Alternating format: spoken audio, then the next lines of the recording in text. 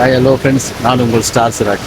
Friends, இப்போ நிற்கிறது வந்து பொள்ளாச்சியோ குற்றாலமோ இல்லை, நம்ம காரைக்குடி அதெல்லாம் கம்மான்னு சொல்லுவாங்க. பின்னாடி அந்த கம்மாயிலேருந்து அப்படியே நிரம்பி வழிஞ்சு சேனல் வழியாக வந்துக்கிட்டு இருக்கு.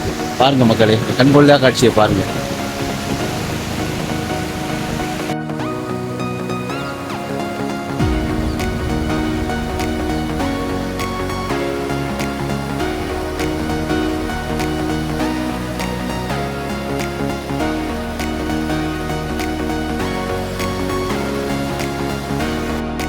அதல கம்மாயிலேருந்து நிரம்பி வர்றது சேனல் வழியாக வருது.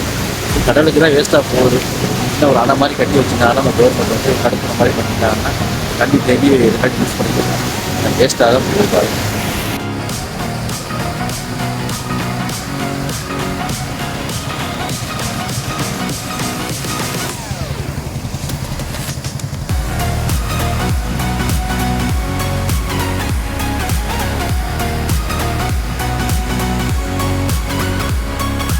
இந்த பாலம் ரொம்ப டேமேஜாக இருக்குது. பாலம் தனியாகவும் கீழே பைப் மட்டும்தான் இருக்குது.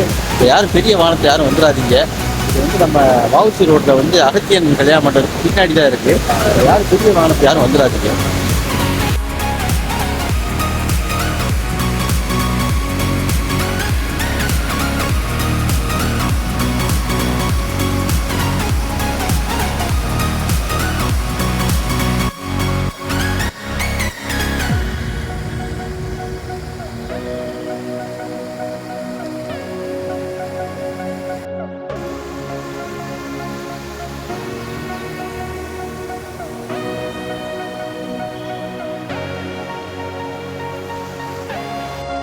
இதுதான் அதல கம்மாங்கிறது. நம்ம வஉசி ரோட்டுக்கு பின்னாடி இருக்குது. காரைக்குடிக்கு கல்யாண ரோட்டுக்கு பின்னாடி இருக்குது.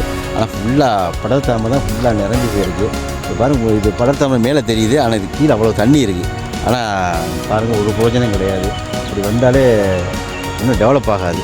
பூரா வேஸ்ட் ஆகி இந்த சேனல் வழியாக போய் அப்படியே கடலுக்கு தான் போகும். எவ்வளோ தண்ணி இதுக்குள்ளே இருக்குது தெரியுமா? இதை பூரா சுத்தம் பண்ணாதான்.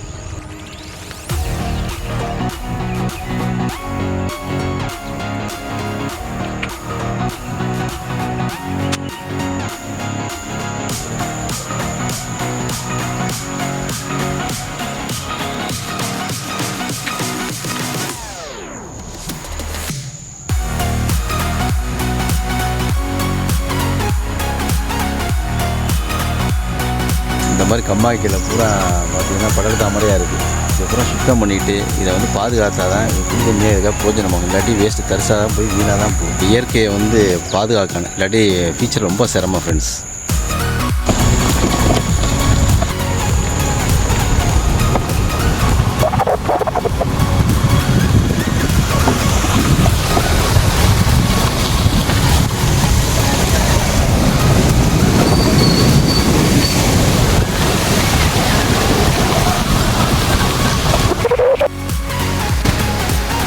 பாய் மக்களே.